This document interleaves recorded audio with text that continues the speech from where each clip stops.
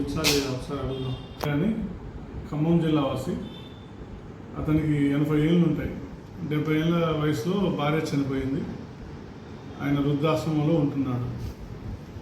1 year కింద పేపర్లో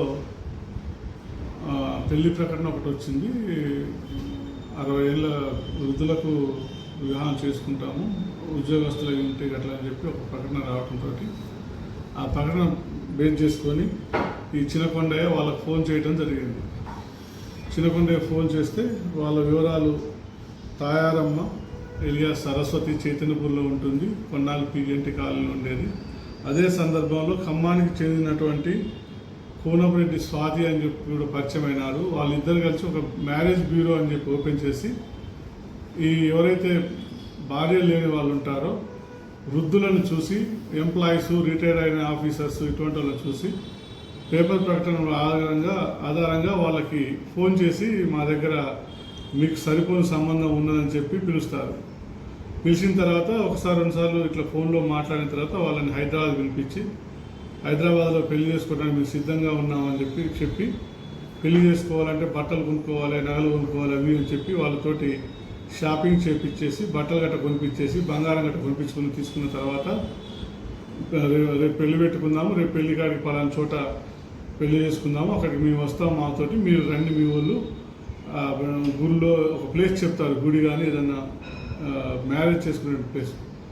వీళ్ళు చెప్పిన తర్వాత ఇద్దరు కూడా ఎవరి ప్లేస్కి వారు వెళ్ళిపోతారు. మరుసటి రోజు ఫోన్ పనిచేయదు. ఇతను ఎవరైతే ఈ చిన్నకొండయ్య ఉన్నాడో అతను కూడా ఆ విధంగా మరుసటి రోజు పెళ్లి పెట్టుకున్నాం కదా, పెళ్లి కాడికి రావాలి కదా, వాళ్ళు రాలేదు ఏందని చెప్పి ఫోన్ చేస్తే వాళ్ళ ఫోన్ స్విచ్ ఆఫ్లు ఉన్నాయి.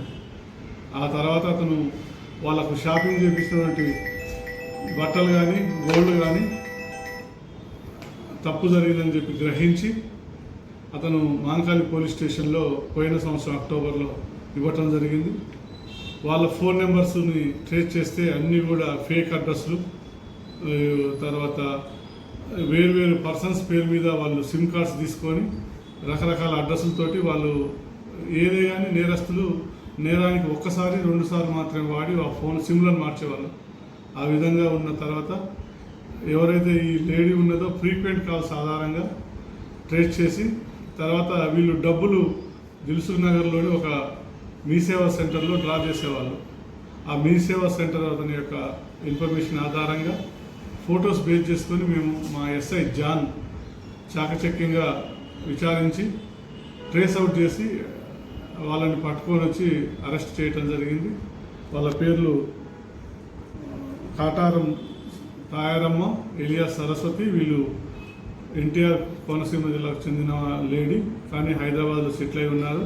అదేవిధంగా ఖమ్మం జిల్లా మధురాకు చెందినటువంటి స్వాతి, వాళ్ళు ఇక్కడ ఈసీఎల్లో ఉంటారు. ఇంతకుముందు వాళ్ళందరూ కూడా చైతన్యపూర్ లిమిట్స్లో దిల్సుఖ్నగర్లో ఉండేవాళ్ళు.